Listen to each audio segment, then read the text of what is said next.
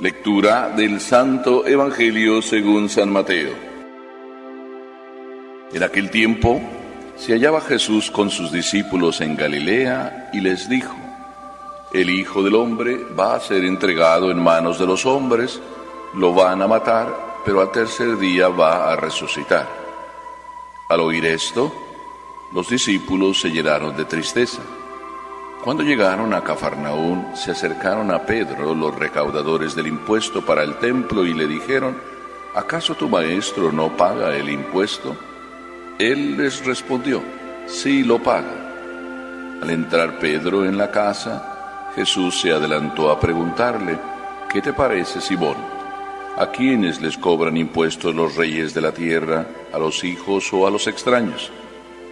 Pedro le respondió: A los extraños. Entonces Jesús le dijo: Por lo tanto, los hijos están exentos. Pero para no darles motivo de escándalo, ve al lago y echa el anzuelo, saca el primer pez que pique, ábrele la boca y encontrarás una moneda. Tómala y paga por mí y por ti. Palabra del Señor.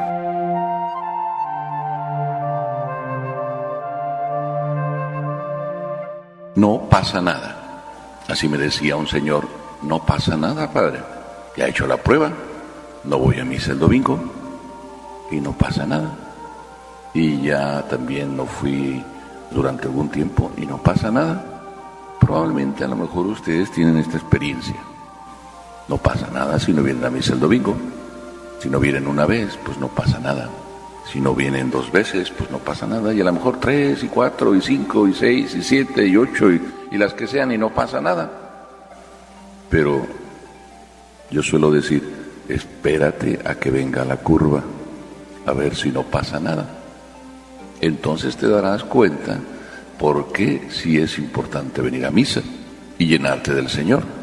Porque cuando tú quieres que tu carro, tu coche funcione bien, no lo llevas al taller cuando ya se descompuso, para que no pase nada y te deje en la carretera tirado. Lo llevas normalmente cada X tiempo al servicio. No es que se haya descompuesto, sino simplemente no quieres que pase nada. Por eso cumples con los requisitos que el carro necesita y que te los dijo el que te lo vendió. Te dijo: tienes que tener en cuenta. Y cuando lees el libro de instrucciones del carro también te dice: tienes que tener en cuenta esto. Ah, pero tú no viniste a esta vida con un manual de instrucciones. ¿Eso crees? Tu mami, cuando te recibió, no te recibió acompañado con el libro de instrucciones de cómo funcionas tú.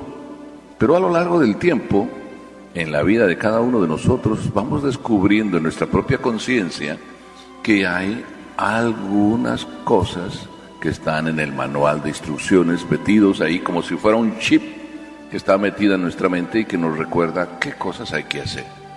Cuando aquí Jesús nos empieza el Evangelio diciendo qué hacía, ya nos da la primera lección. El Evangelio dice que Jesús se hallaba con sus discípulos en Galilea. Esta es una traducción. En la otra traducción que yo tengo aquí, dice que en aquel tiempo, mientras Jesús y sus discípulos recorrían juntos la Galilea, es más o menos lo mismo, pero me gusta más la segunda traducción. Mientras Jesús y sus discípulos recorrían juntos la Galilea fue el lugar preferido de Jesús, el norte de Israel. Y la Galilea fue el lugar preferido por muchas cosas. Cuando uno va por allá y ve las diferencias entre una parte y otra, uno dice: oh, Jesús sí que tenía buen ojo. Escogió el norte porque había más gente. ¿Y por qué había más gente? Pues porque había más agua, como pasa en todos los lugares. Hoy en día ya es lo mismo vivir casi en un sitio que en otro, porque el agua, si no existe, pues la hacen llegar. Pero entonces no era así. Entonces el norte estaba más lleno de agua, con mayores cultivos, con la gente que podía de alguna manera tener algo, era más fácil que lo tuviera. Entonces Jesús eligió esa parte para hacer fuerte su predicación donde más gente había. Y eligió en torno al lago donde mucha de la gente vivía. Y además, en torno al lago estaba la casa de Pedro, que era el lugar donde Jesús pasaba gran parte del tiempo cuando estaba por ahí. Jesús se hallaba, dice aquí, con sus discípulos recorriendo la Galilea. De alguna manera nos está diciendo que la vida es como un recorrido, pero con Jesús. Porque se puede recorrer la vida de muchas maneras. A veces encuentro personas que vienen aquí y me traen una carta y me dicen, ¿me podría ayudar? Y la carta es del señor obispo no sé qué, que recomienda a esta persona para que, pues donde vaya, la reciba. Pero esta persona viene con una carta, es decir, viene en el nombre de... ¿Verdad que podemos ir en la vida en el nombre del Señor? Se puede vivir en el nombre y caminar en la vida en el nombre de alguien. Nosotros caminamos en el nombre del Señor porque pertenecemos a esta iglesia. ¿Pero eso es suficiente? Podía ser que sí, podía ser que no. También se puede caminar en la vida, no solo en el nombre de alguien, sino por alguien. Es decir, no solo vamos en el nombre de alguien haciendo el trabajo, sino también vamos haciéndolo por él. ¿Verdad que somos nosotros así también? ¿Verdad que vamos caminando en la vida y vamos haciendo las cosas porque siempre las hacemos por una razón? Pero qué bueno que la razón de nuestra vida y por qué vamos en la vida sea Papá Dios. Es importante y eso es suficiente. ¿Verdad que a veces no? Nosotros vamos en el nombre del Señor porque somos católicos. Vamos también haciendo las cosas por el Señor. ¿Sería suficiente? ¿Verdad que a veces no? Porque aún haciendo así las cosas con toda la buena intención, en el nombre del Señor, ¿verdad que a veces se nos desvía qué? La intención. A veces cuando alguien se me viene a ofrecer y me dice, padre, yo le ayudo, casi siempre me adelanto y le digo, ¿y me vas a cobrar? Por eso, ¿qué hay que hacer?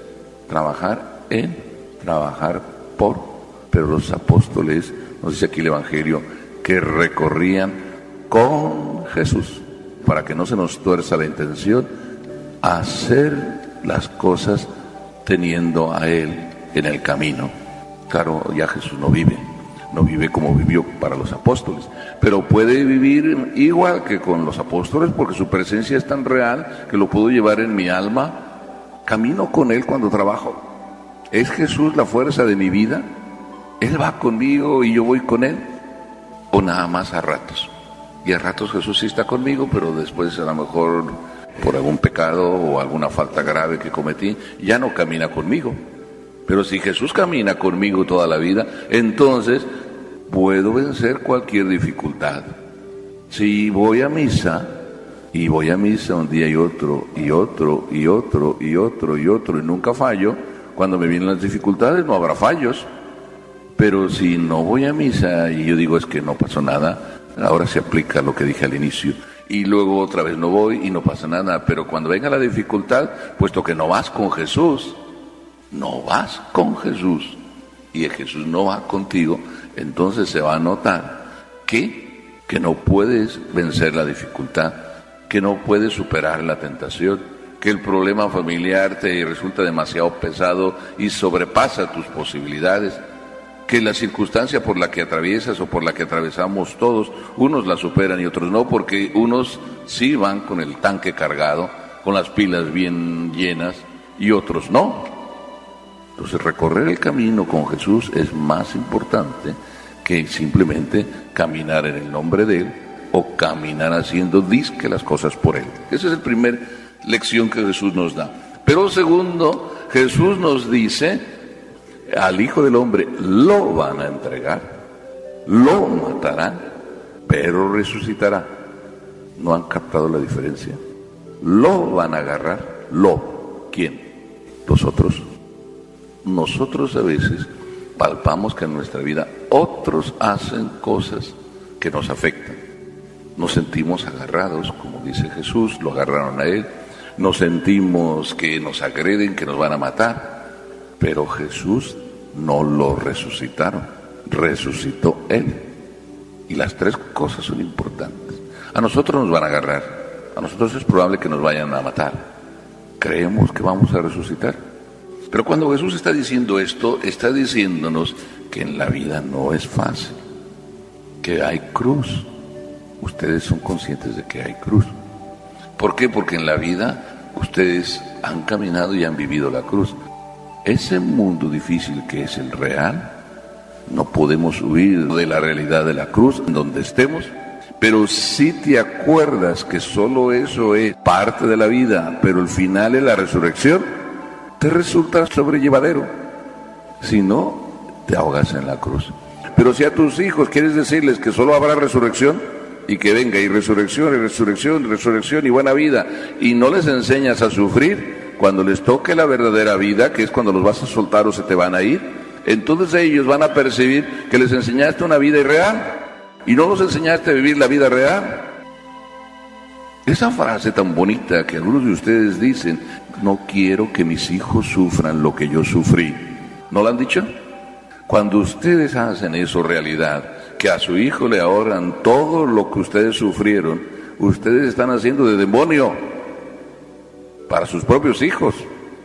Mejor digan, yo no quiero que mi hijo sufra sin sentido. Yo le voy a enseñar a mi hijo cuál es el sentido del sufrimiento y por qué hay que luchar. Si en la vida real tienes que estudiar, te cuesta.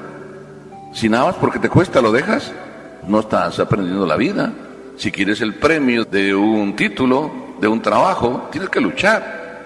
Si quieres ganarte una medalla de oro en las Olimpiadas, pues tienes que ejercitarte todos los días 6 horas, 7 horas. Porque no puedes llegar ahí el primer día y quieres correr, porque en el arranque primero probablemente se te va todo el fuego y te quedas ahí mareado, deshecho. Y si haces un maratón y a lo mejor en el primer kilómetro milla ya se te fue todo el aire y tuviste que salirte de la carrera porque no estás a la altura. Eso no es la vida no es la comodidad y lo fácil, la vida es lucha, pero hay que enseñarles el sentido de por qué lucha. A todos nos toca sufrir. La diferencia entre una persona y otra es por qué y por quién se sufre, por qué y por quién. Eso significa darle sentido. Jesús nos dio el sentido de su sufrimiento y quiso sufrir y estar aquí en este mundo para enseñarnos el sentido del sufrimiento.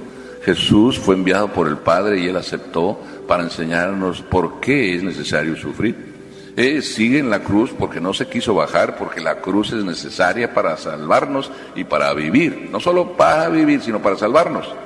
Y cuando alguno de nosotros a lo mejor se queja de todos sus dolores o de las consecuencias de alguno de sus pecados de su vida y se sigue quejando, dele gracias a Dios que aún las consecuencias de su propio pecado ofrecidas son la salvación y el rescate de sus propios pecados.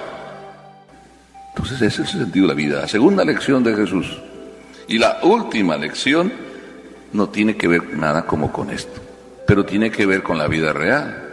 ¿Quién es el que tiene que pagar impuestos? ¿El extranjero o el de casa? Pero antes que Jesús dé la respuesta, le vienen a Pedro a preguntar, ¿tu maestro paga el impuesto? Y Pedro respondió rapidísimo. No fue a preguntarle a su maestro, oye, ¿pagamos el impuesto? ¿Sí o no? Pedro respondió por su maestro sin que le preguntara él al maestro. ¿Qué quiere decir cuando Pedro dice, sí paga el impuesto? Que Jesús cumplía con sus obligaciones y que eran pública la manera como él cumplía. Sus apóstoles lo sabían. Jesús, que no tenía obligación de pagar impuesto, paga. ¿Para qué? Él lo dice aquí. No vayamos a escandalizar. Quiere decir que en la vida no hagas cosas buenas que parezcan malas. No escandalices nunca. Tu vida siempre tiene que ser transparente. Jesús era así. Y Jesús en realidad nos enseña eso. Vivir ante Dios siempre. Y cuando vives ante Dios siempre, todo lo bueno te pasará. Y cuando venga la dificultad, la vas a superar. Por eso, si vienes a misa, dije antes, valiéndome del ejemplo, tú eres la beneficiada. Si no te ve nadie, no importa, Dios te ve. Y todo eso te va a servir para cuando venga el momento difícil, que siempre lo hay en la vida.